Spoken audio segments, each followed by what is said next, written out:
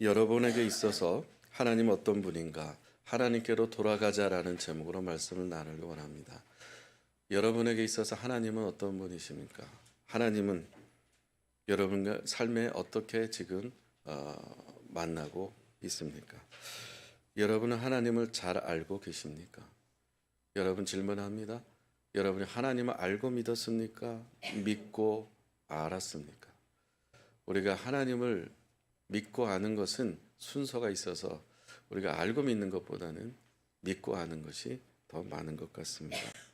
작년에 몽골 단기팀이 1박 2일 머물렀던 테를지에서 찍은 사진입니다.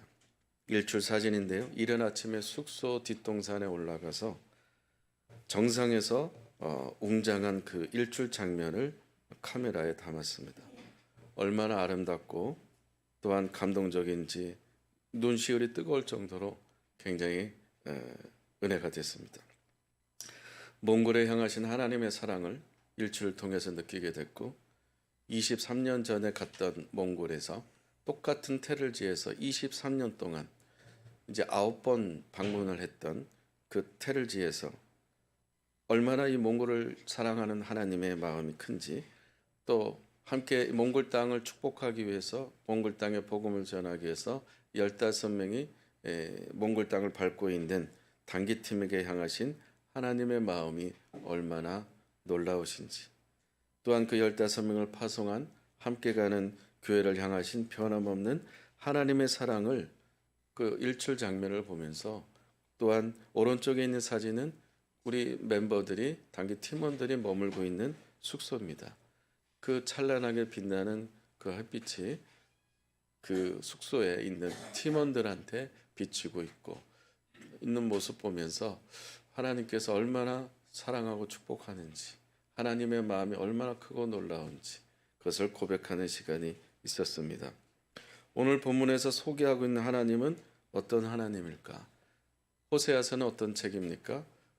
이스라엘 백성들이 영적으로 타락하고 또한 배반하고 또한 우상 앞에 절하고 쾌락을 즐기면서 그렇게 자기 멋대로 살아가는 이스라엘 백성들이지만 하나님께서는 그 백성 하나 한 명을 다 놓치지 않고 추적해서 하나님 울타리 안에 들어오도록 하나님과 교제할 수 있도록 하나님이 찾는 예배자의 자리를 다시 회복시키시는 끝까지 추적하신 하나님의 어떤 성품이 녹아 있는 것이 호세아서입니다. 뿐만 아니라 고멜과 같이 영적인 간음을 행하는 이스라엘 백성들에게 향하신 포기하지 아니하시는 하나님의 불같이 타오르는 그 열정의 컴패션의 그 사랑이 호세아서에 흐르고 있는 전체적인 내용입니다. 오늘 본문에서는 하나님은 어떤 하나님으로 계시되어 있을까요? 3절에 보면 이 말씀이 있습니다. 그의 나타나심은 새벽 빛같이 여김 없나니. 본문을 통해서 계시하신 하나님은 두 가지를 나누기 원하는데요. 하나는 하나님께서는 새벽 빛같이 어김없이 나타나신다. 즉 한결같이 변함이 없으신 하나님입니다. 어렸을 때 저는 시골에서 자랐고요. 시골에서 교회를 친구 따라 놀러 다녔습니다. 교회 가서 뜻도 의미도 모르는 그러한 찬양을 부르는 것이 좋았고 그 당시에는 40년 전에는 45년도 더 됐네요. 그때는 좋은 문화가 없었기 때문에 자치기 하는 문화밖에 없어서 그냥 이런 신선한 문화가 교회 문화가 너무 좋아서 교회 가는 게 즐거웠습니다. 또 도시로 13살 때 나와서 친구 따라 또 교회를 다니게 됐고 또 교회 학교 교사 선생님들 통해서 말씀을 들으면서 또한 중학 중등부 고등부 다니면서 좋은 영향력 있는 교회학교 교사 선생님들에게 좋은 말씀을 받았습니다. 1년에 한 번씩 문학의 밤을 하고 또한 수련회를 가고 성탄절 전날은 온라이트를 하고 이 모든 것들을 교회에서 살다시피 했었습니다. 그러나 하나님을 알지 못했습니다. 그 방학 때 되면 또 시골에 내려가면은 여지없이 명절 때 절을 해야 되고 제사 날이 되면 또 밤에 꽤 졸린데 제사를 해야 되고 또한 할머니 따라서 7월 칠성날 되면 돗자리 들고 할머니 따라서 집 뒷동산에 있는 참나무 제단 앞에 가서 절을 하는 그런 아무 의미 없이 아무 생각 없이 그랬습니다. 그래서 제 자신한테 질문했습니다. 청소년 때 종교 체크란에 나는 불교인가 유교인가 샤머니즘인가 교회를 다니는 기독교인인가. 지금 와서 돌이켜보면은 그러한 과정 속에 하나님께서는 어김없이 떠오르는 새벽빛처럼 나를 향하고 계셨음을 고백하는 계기가 있었습니다. 살아오는 과정 속에서 아동기, 청소년기 지나오면서 하나님께서 선배들을 만나게 하시고 교회 다니는 친구들을 만나게 하셨고 또 교회 학교 교사 선생님 통해서 말씀을 듣게 됐고 중보기도를 받게 되었습니다. 이런 관계, 이런 만남들이 하나님 안에서는 우연히 없었다는 것입니다. 38년 전에 예수님을 영접하게 되면서 인격적으로 영접하고 그 은혜를 깨닫게 되고 보통 사람들은 10대 후반에서 20대 초반에 즐거운 시간을 보낼 시간에 10대 끝자락에서 20대 초를 넘어가는 중요한 시기에 죽음의 고비를 수없이 넘기는 고통의 여정 속에서 하나님은 새벽빛같이 한결같은 마음으로 저에게 다가오셨습니다. 죄와 허물과 질병으로 인한 죽음의 고비 앞에서 하나님께 주신 말씀은 이사야 53장 4절 5절입니다. 53장 5절 같이 읽겠습니다. 시작. 그가 찔림은 우리의 허물 때문이요 그가 상함은 우리의 죄악 때문이라. 그가 징계를 받음으로 우리는 평안을 누리고 그가 채찍에 맞음으로 우리는 나음을 받았도다. 이 말씀을 읽는 순간에 벌컥 눈물이 쏟아졌습니다. 아하, 나의 허물 때문에 예수 그리스도의 머리에 가시관을 쓰셨구나. 나의 죄 때문에 예수 그리스도가 십자가의 고난과 죽음을 당하셨구나. 내가 받을 징계를 대신해서 예수 그리스도께서 징계를 당하셨고 나에게는 평화와 자애를 주셨구나. 나의 질병을 치료하시기 위해 온몸에 채찍을 맞으시면서 피투성이가 되셨구나. 하나님은 우리 삶에 찢어지는 아픔, 우리가 살아가다 보면은 실패하거나 일이 풀리지 않거나 결과가 좋지 않을 때, 기대했던 것들이 이루어지지 않을 때 아픔이 있거나 고통이 있거나 슬픔이 있을 때가 있습니다. 내가 원하는 대로 되어지지 않을 때, 그럴 때 우리는 낙심하고 절망합니다. 그러나 새벽빛같이 어김없이 한결같은 하나님께서는 우리를 회복시켜 주시는 줄로 믿습니다. 하나님께서 우리를 치셨다 할지라도 다시 싸매어 주십니다. 이 치셨다라고 하는 것은 히브리어에서 어떤 뜻이냐면 사자가 먹이를 이빨로 확 물고서 놓지 않는 막 흔들어 버리면서 그 먹잇감을 이게 부드럽게 만들어 버리는 완전 잔인하게 만드는 잔혹한 상태가 치셨다라는 뜻입니다. 우리 삶을 하나님께서 엉망진창이 되게끔 나를 치신 것 같다. 나의 삶에 내 가정에 계속해서 이런 치시는 일에 왜 이렇게 치셨을까? 그러나 한결같으신 하나님은 반드시 다시 싸매어 주시는 분인 줄로 믿습니다. 한결같으신 하나님은 이틀 후에 우리를 살려주실 것이며 오늘 본문에 명시되어 있듯이 셋째 날에 우리를 일으켜 주시는 분입니다. 시편 37편 24절에서 좀 더 확인하겠습니다. 읽겠습니다. 그는 넘어지나 아주 엎드려지지 아니함은 여호와께서 그의 손으로 붙드심이로다. 이 말씀을 그때 당시에 또 힘들 때마다 정말 가슴판에 새겨서 외우다시피 달달달 밥 먹는 것보다 좋았습니다. 내가 또 살아난 것 같은데 또 쓰러지고 또 아파서 또 병원 실려가고 살아있는 것 같은데 완치된 것 같아 또 쓰러지고 넘어진 것 같으나 아주 엎드려지지 않은 것은 완전히 죽게 내버려 두지 않는 것은 하나님께서 하나님의 손으로 붙들어 계시기 때문이다. 이 말씀이 여러분의 레마가 되길 축복합니다. 여러분 가정에 이 시편 37편 24절 말씀이 레마가 되기를 축복합니다. 넘어졌어도 쓰러졌어도 자빠졌어도 코가 깨졌어도 하나님께서는 우리의 손을 놓지 않는 것을 믿으시길 바랍니다. 로마서 5장 8절을 좀 더 깊이 확인하길 원합니다. 같이 읽겠습니다. 시작. 우리가 아직 죄인 되었을 때에 그리스도께서 우리를 위하여 죽으심으로 하나님께서 우리에 대한 자기의 사랑을 확증하셨느니라. 아멘. 하나님께서 증표를 보여주셨습니다. 내가 널 사랑한다는 증표, 확실한 증표를 그 도장을 찍어주신 것이 바로 예수 그리스도입니다. 예수 그리스도께서 우리를 위해 죽으셨다는 것은, 예수 그리스도를 내어주셨다는 것은 하나님께서 우리를 사랑하신다는 증표입니다. 사랑은 말로만 하는 것이 아니라 실제 증거가 있고, 아니면 뭔가 어떤 표현이 돼야 진짜 사랑한다는 느낄 수 있지 않습니까? 100마디 말하는 것보다 실제적으로 표현할 수 있는, 진짜 감동을 줄 수 있는 것이 있을 때 사랑을 느낄 수가 있는 것처럼, 하나님께서 정말 벌레 같은, 정말 연약한, 너무나 연약하고 쓰러지는 우리를 하나님께서는 외면하지 않으시고 등 돌리지 아니하시고, 별 볼 일 없는 놈, 참 저것 때문에 또 넘어지네, 참 형편없는 놈 하고 하나님께서 우리를 판단하지 않으시고 정죄하지 않으시고, 한결같은 새벽빛 같은 하나님 그 사랑이 우리를 항상 24시간 비추고 계신 줄로 믿습니다. 우리를 향하신 하나님의 마음이 담아있는 요한일서 4장 9절을 같이 읽겠습니다. 시작. 하나님의 사랑은 우리에게 이렇게 나타나신 바 되었으니 그로 말미암아 우리를 살리려 하심이라. 할렐루야. 하나님은 절망의 하나님이 아닙니다.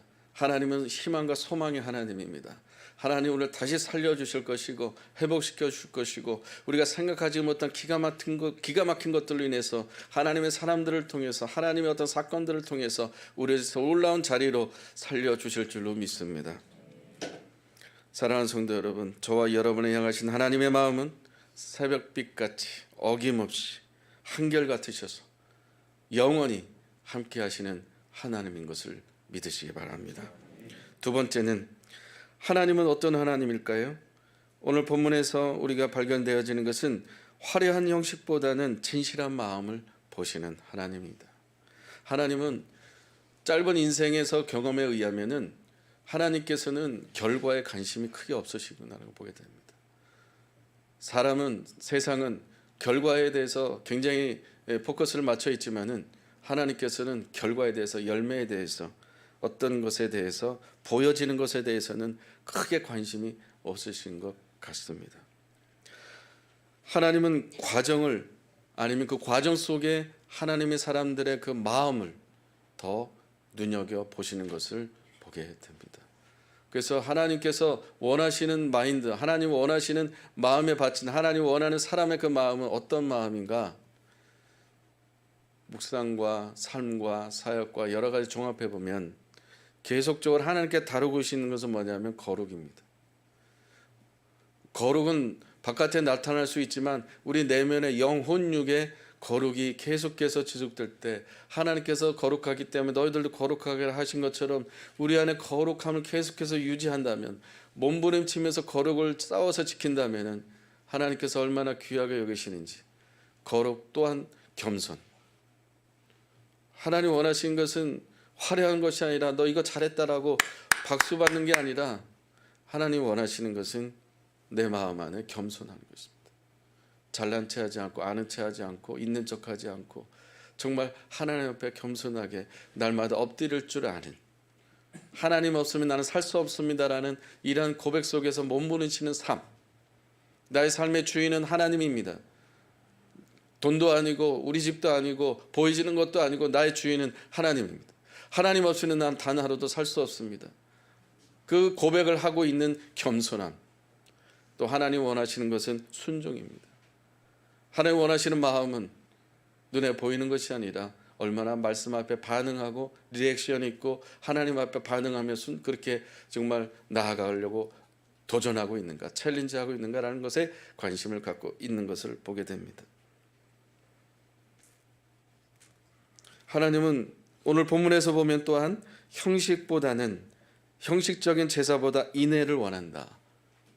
인애를 원한다는 것은 어진 마음과 사랑을 원한다. 그리고 번제보다는 하나님 알아가는 것을 더 원하신다고 오늘 말씀하고 있습니다. 우리는 지금 사순절을 보내고 있습니다. 사순절 보내면서 예수 그리스도를 여러분 얼마나 깊이 묵상하고 생각하고 보내고 계십니까? 우리 삶의 자리에서 얼마나 예수님께서 나의 어떤 삶의 자리에서 예수님은 어떤 분이신지 대입시켜가면서, 예수님을 초청하면서 예수님의 십자가의 고난과 죽음이 나의 삶에 어떤 관련성이 있는지 우리 가정에 어떤 관련성이 있는지 이런 것들을 대입시켜 가면서 얼마나 생각하고 계십니까? 무엇인가 결정할 때, 무엇인가 생각할 때 내가 결정하고 생각하고 선택하기 전에 예수님을 초청해서 예수님이 이럴 때 어떻게 하셨을까라는 것을 여러분 생각하면서 이렇게 사순절을 보내고 있으십니까? 어떤 사람에 대해서 볼 때 예수님이 어떻게 바라보실까? 예수님의 눈은 어떠셨을까? 그럼 여러분은 가감없이 생각 없이 예수님을 초청하지 않고 바로 다이렉트로 판단하고 비판하고 정죄하진 않습니까?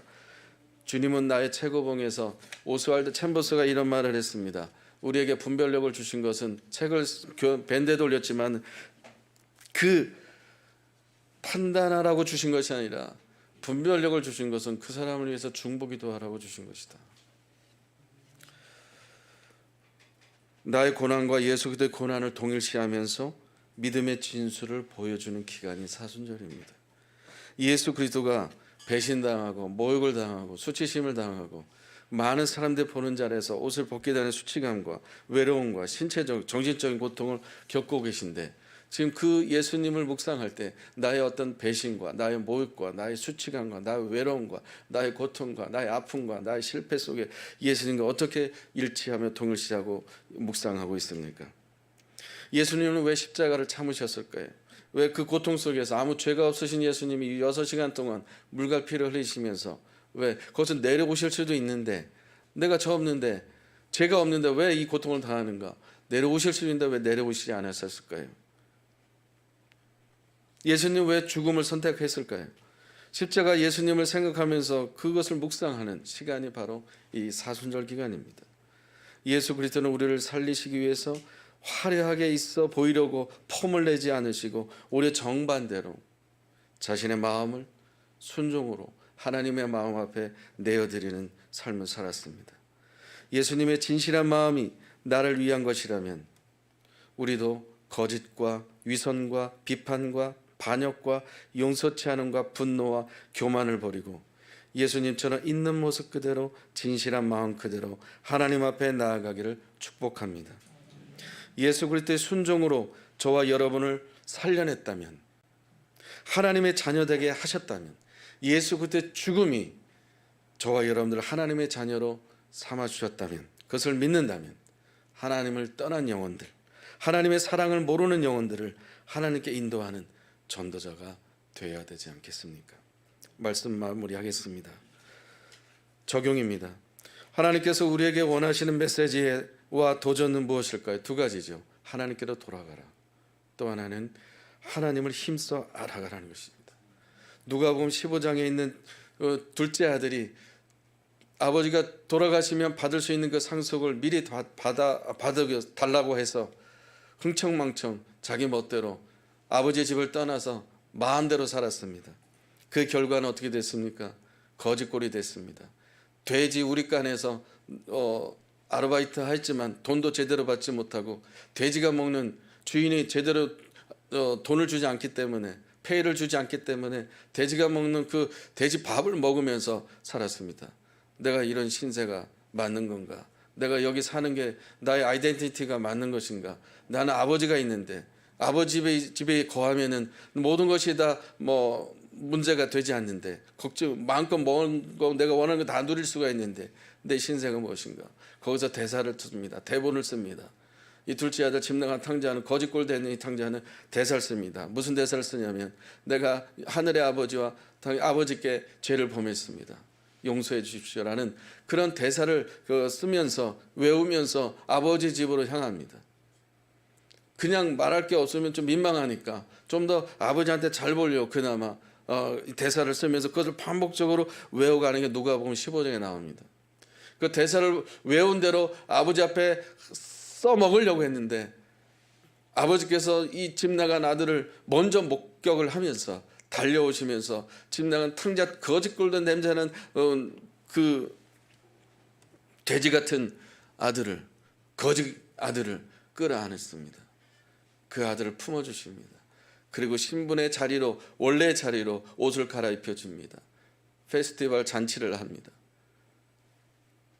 여러분 이 둘째 아들이 아버지 집으로 돌아갈 수 있는 모티브가 뭐 있을까요? 동기가 뭐 있을까요? 어떤 것이 이 아들을 움직이게 했을까요? 아들의 믿음일까요? 아닙니다. 아버지 하나님께서, 이 육신의 아버지가 밤새도록 24시간 아들이 돌아오기까지 기도했다는 것입니다. 아들이 돌아올 때까지, 아들이 이 자리에, 이 집에 있어야 진짜 아들이 되는 건데, 이 자리에 올 때까지 아버지는 잠을 자지 못했습니다. 다른 것을 신경 쓰지 않았습니다. 다른 것을 하지 않았습니다. 여행도 가지 않았습니다. 먹고 싶은 거 먹지 않았습니다. 절제하고 검소하게, 부자지만 가질 거 누릴 거 다 할 수 있지만 다 내려놓고 오직 둘째 아들 올 때까지, 그 자리에 아버지 집 올 때까지 이 아버지는 하나님 앞에 엎드려 24시간 기도했습니다. 이 아들을 움직일 수 있는 힘은, 집 나간 어거스틴을 움직일 수 있는 그 아버지 앞에 참여할 수 있었던 그 회개의 영이 일어난 것은 모니카, 어거스틴의 어머니 모니카의 중보기 도였습니다. 사랑하는 여러분, 우리 사도행전 1장 8절을 같이 기도하기를 원합니다. 시작. 오직 성령이 너에게 임하시면 너희가 권능을 받고 예루살렘과 온 유대와 사마리아 땅까지로 내 증인이 되리라. 아멘. 하나님께 돌아갈 수 있는 것도 내가 가고 싶다 갈 수 있는 게 아닙니다. 여러분 누군가를 위해서, 여러분 가족을 위해서 여러분 눈물 빠지게 하고 싶은 거 내려놓고 절제하고 검소하게 하면서 몸부림치면서 중보기도를 해야 합니다. 할렐루야. 그 기도 없이 어떻게 돌아가길 바랍니까? 그 기도 없이, 무릎이 없이 어떻게 하나님께 그 자녀가 죽게 돌아오길, 가족이 돌아오기를 기도합니까? 하나님 앞에 엎드리고 더 엎드리고 더 엎드리고 성령의 역사하시도록. 회개 역시 내가 회개하겠다고 해서 회개되는 것이 아닙니다. 성령이 도와주셔야 됩니다. 전도하겠다 마음 먹어도 전도 쉽지 않습니다. 성령이 도와주셔야 됩니다. 찬양하겠다 정말 아멘하며, 정말 우리가 하나님 앞에 예배할 때, 찬양할 때 큰 소리 치는 것도 창피하고 눈치 보지 않습니까? 자유함 속에서 하나님 예배할 수 있는 것, 성령의 도우심입니다. 여러분 성령의 충만한 기름 부으심이 있기를 축복합니다. 오직 성령이 너에게 임하시면 너희가 권능을 받고 예루살렘과 온 유다 사마리아 땅끝까지 내 증인 된다고 합니다. 우리가 이 찬양을 할 때 정말 찬양 가사 속에 정말 성령의 충만함이 우리 안에 정말 완전히 샤워시킬 수 있는, 성령의 불을 우리 완전히 태울 수 있는 놀라운 역사가 일어나기를 바랍니다. 같이 찬양하겠습니다.